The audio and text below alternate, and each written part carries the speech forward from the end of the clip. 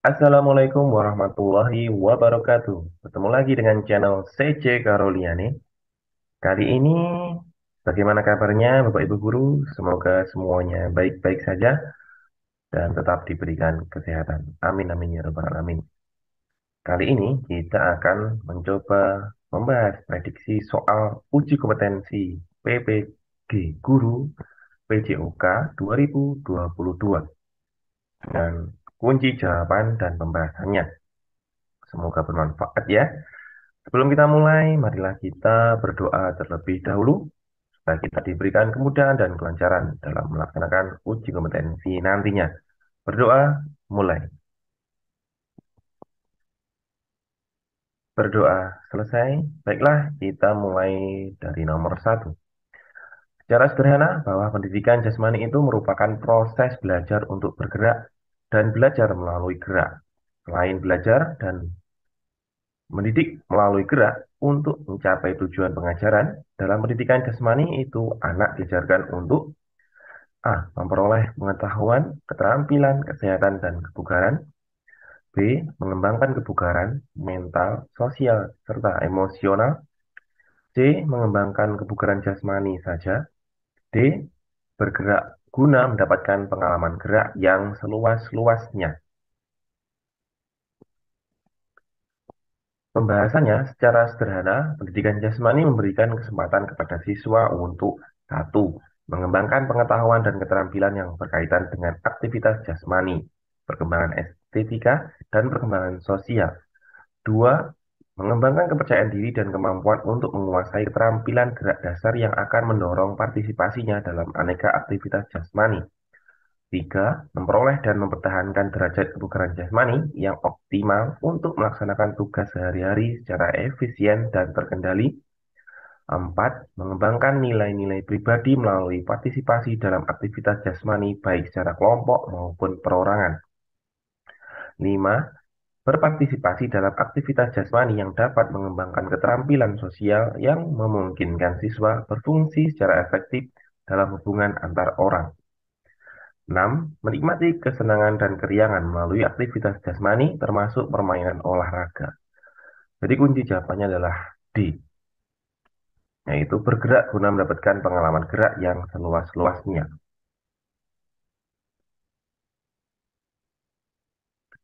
Nomor 2, peserta didik yang sering melakukan kesalahan-kesalahan pada saat melakukan aktivitas olahraga akan mengalami gangguan psikologis.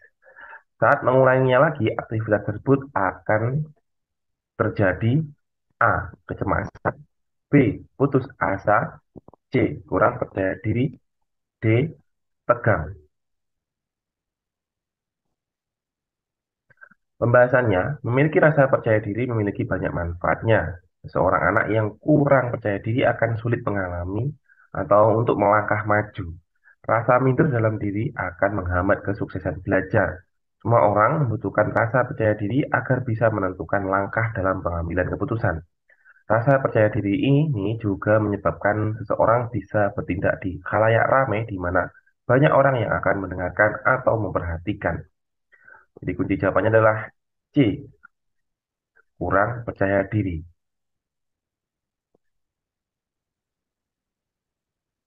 Nomor 3, modifikasi merupakan salah satu upaya yang dapat dilakukan oleh para guru agar proses pembelajaran dapat dilakukan lebih mudah. Untuk itu, guru sebaiknya memahami aspek analisa modifikasi yang tidak terlepas dari pengetahuan guru tentang A. Tujuan, karakteristik materi, kondisi lingkungan, dan evaluasinya. B. Pemahaman materi pembelajaran, sarana, dan prasarana. C. Prosedur, kemauan, modifikasi pembelajaran, dan jumlah siswa.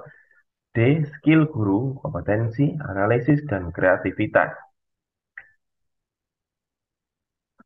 Pembahasannya, Ateng 1992 dalam buku Samsudin 2008 halaman 77 berpendapat bahwa untuk memodifikasi permainan dapat dilakukan dengan kurangi jumlah permain dalam setiap regu, dua ukuran lapangan diperkecil, tiga waktu permainan diperpendek, empat sesuaikan tingkat kesulitan dengan karakteristik anak, lima sederhanakan alat yang digunakan, 6. Ubahlah peraturan menjadi sederhana sesuai dengan kebutuhan agar permainan dapat berjalan dengan lancar. Jadi di sini kunci jawabannya adalah A. Dari segi tujuan, karakteristik materi, kondisi lingkungan, dan evaluasinya.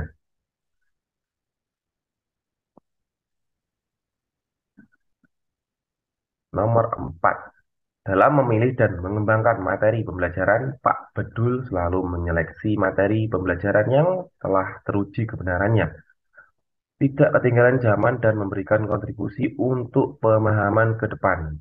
Kriteria penyeleksian dan pemilihan materi pembelajaran tersebut memenuhi kriteria A. Sahih, B. Kebermanfaatan, C. Layak dipelajari, D. Menarik minat.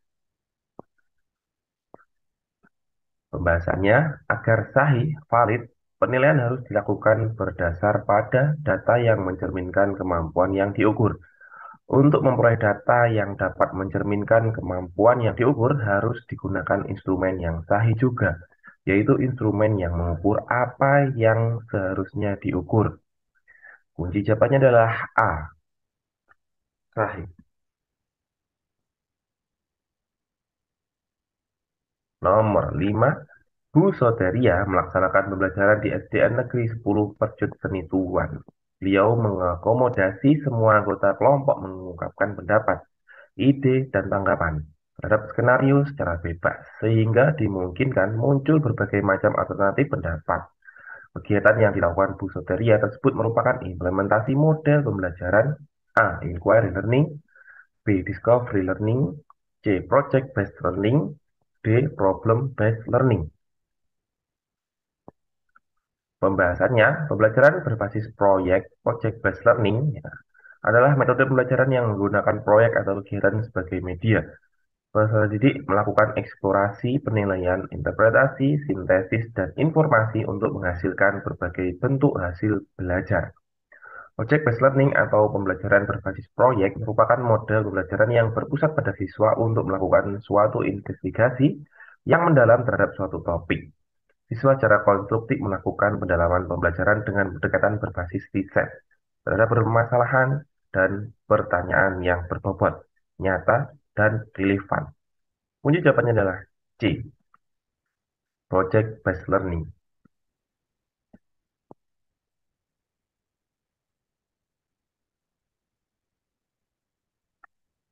Nomor 6. Guru merasa materi pelajaran telah disampaikan dengan jelas dan dapat diterima dengan baik oleh siswa.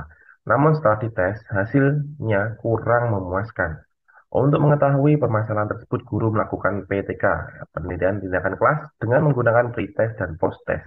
Adanya peningkatan atau tidak hasil belajar siswa diketahui dengan jalan A. Menganalisis penguatan hasil tes belajarnya, B. Menganalisis hubungan antara variabel, C. Menganalisis deskriptif hasil tes belajarnya, D. Menganalisis kualitas soal tes hasil belajar. Pembahasannya, teknik analisis data adalah metode dalam memproses data menjadi informasi. Saat melakukan suatu penelitian, kita perlu menganalisis data agar data tersebut mudah dipahami. Analisis data juga diperlukan agar kita mendapatkan solusi atas permasalahan penelitian yang tengah dikerjakan. Jadi untuk mengetahui adanya peningkatan atau tidak hasil belajar siswa diketahui dengan jalan menganalisis deskriptif hasil tes belajarnya. Kunci jawabannya adalah C.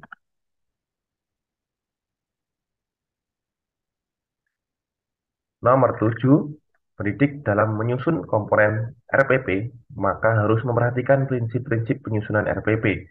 Mengenai komponen yang penilaian, pengayaan, dan remedial, hal tersebut dapat dilakukan melalui kegiatan A. Partisipasi peserta didik, B. Pengembangan budaya belajar peserta didik, C. Penilaian hasil belajar peserta didik, D. Pemberian umpan balik dan tindak lanjut. Pembahasannya, pentingnya umpan balik bagi guru. Umpan balik dapat mengetahui serta menilai jauh mana materi yang diajarkan telah dikuasai oleh siswa. Melakukan upaya perbaikan yang tepat sesuai dengan hasil umpan balik yang diperoleh. Pentingnya umpan balik bagi siswa mengetahui sejauh mana bahan yang telah diajarkan dapat dikuasainya. Mengoreksi kemampuan diri sendiri secara kolektif terhadap kemajuan belajar siswa itu sendiri. Membantu siswa belajar secara berkelompok, klasikal maupun perorangan mengenai kemampuan bagaimana mengoperasikan sesuatu. Umpat balik dapat melatih atau memberikan suatu keahlian atau keterampilan tertentu. Kunci jawabannya adalah D. Pemberian umpan balik dan tindak lanjut. Nomor 8. Dalam menyusun RPP, pendidik menyiapkan bahan ajar berupa buku, media cetak, elektronik, dan yang berasal dari alam sekitar. Hal ini merupakan bagian dari komponen RPP berupa A. Media pembelajaran, B. Sumber belajar, C. Materi belajar, D. Komponen pembelajaran. Pembahasannya, sumber belajar adalah berbagai atau semua sumber baik berupa data, orang, dan wujud tertentu yang dapat digunakan siswa dalam belajar, baik secara terpisah maupun terkombinasi sehingga mempermudah siswa dalam mencapai tujuan belajar. Sumber belajar dapat memberikan informasi yang diperlukan murid dalam proses pembelajaran, serta memberikan kesempatan belajar seketika, di mana siswa dapat menerima informasi langsung. Selain itu, sumber belajar juga dapat mengurangi kesenjangan antara informasi yang bersifat verbal dan abstrak dengan informasi yang konkret dan sesuai realitas. Kunci jawabannya adalah B. Sumber belajar. Nomor 9.